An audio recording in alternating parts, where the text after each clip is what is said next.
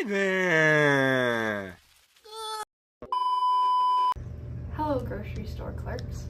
Today, we're going to be educating you about some hand washing techniques. We're also going to tell you about when to wash your hands, why you should wash your hands, how often to wash your hands, techniques of hand hygiene, and modes of transmission of various diseases. This video is going to primarily focus on respiratory illnesses and how to prevent the spread of those with hand hygiene. Now, on to the rest of the video. Okay, now we're going to be talking about the different types of transmission of diseases. That means how diseases are transferred from one person to the other. There are 4 different methods of transmission: indirect contact, direct contact, airborne, and droplet. Now on to some examples.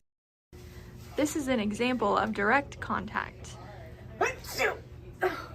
Hey man! This is an example of indirect transmission.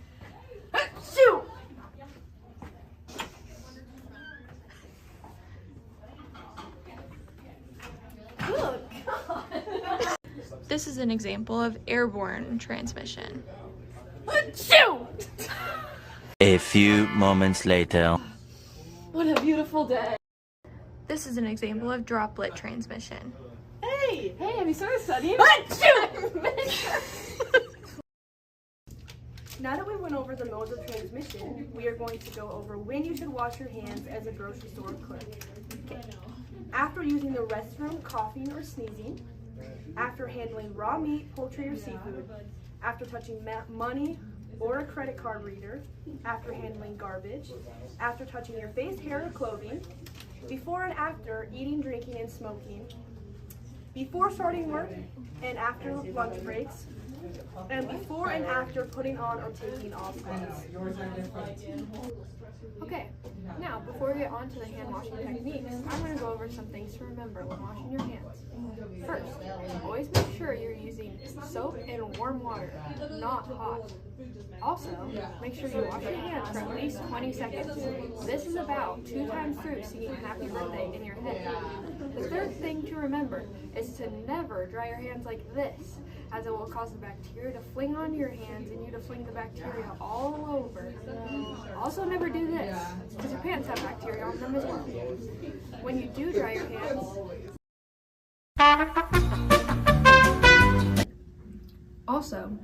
hands, you should never fling them around like this to air dry them, as you can cause the bacteria to fling around and also fling onto your hands. And you should never dry your hands on your pants because your pants have bacteria on them. Also, you should always dry your hands with a disposable paper towel. Don't use something that's reusable because that can also harbor bacteria. Here's a correct way to wash your hands. First, we will start by removing everything from your wrists. Now we will turn the water on, ensuring that it is a warm temperature, not cold, not hot, and rinse your hands off, get them wet.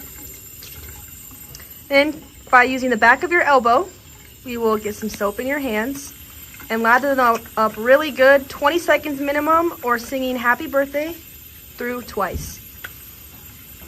And to ensure we are getting them good, get really good in between the fingers, under the fingernails. Yep, in a circular motion, rub them on the palm of your hands, back of your hands, get them good. And those in between your thumb and fingers is a commonly missed spot, so ensuring that we get those very well. Get the wrists good, and then we will rinse in a downward motion.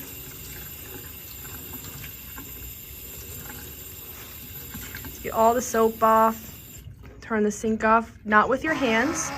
And then, getting the disposable paper towel, pat them dry. That's it. Yeah, and that's how you correctly wash your hands. Now that we've covered the proper techniques for good hand hygiene, I'm going to go over an alternative that you can use, but only for very certain scenarios. Alcohol-based hand rubs should never be used after using the bathroom, after dealing with uncooked meat, or if your hands are visibly soiled. A good time for you grocery store clerks to use alcohol-based hand rubs is in between customers. Now I'm going to show the proper technique for using alcohol-based hand rubs. So first, you're going to take one pump, a good pump, and you're going to lather your hands. Same technique that you would for the hand washing method. Get in between your fingers, get the back of your hands, and in between your fingers again. Don't miss this spot around your thumbs. Also, get the wrists, and I'm going to rub my hands until they are completely dry. I'm not going to blow on them because I have bacteria in my mouth. I'm not going to air dry them by flinging them around. Almost dry.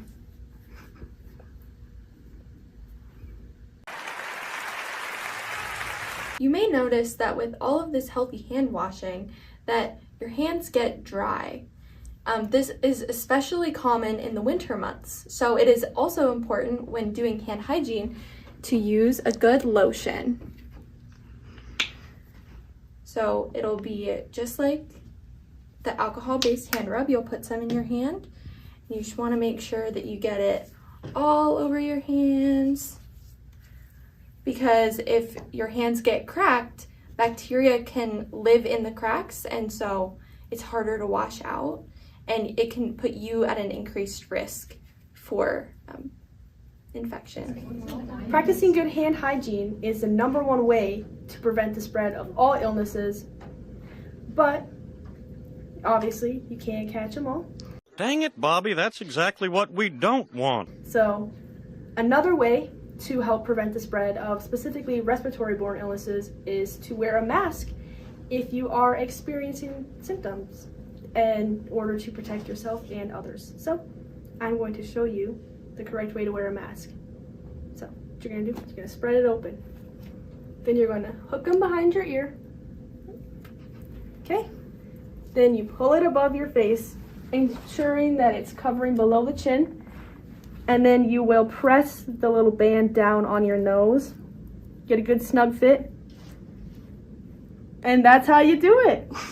Now for example of some bad hand hygiene. Identify the 5 mistakes that Riley makes as she washes her hands.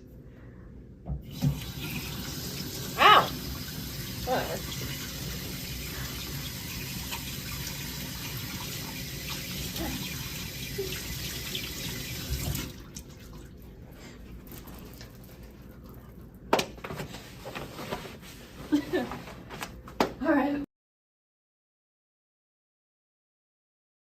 Hello grocery store clerks.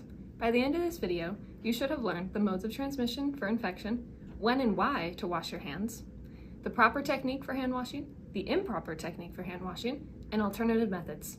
And remember, don't fling the bacteria!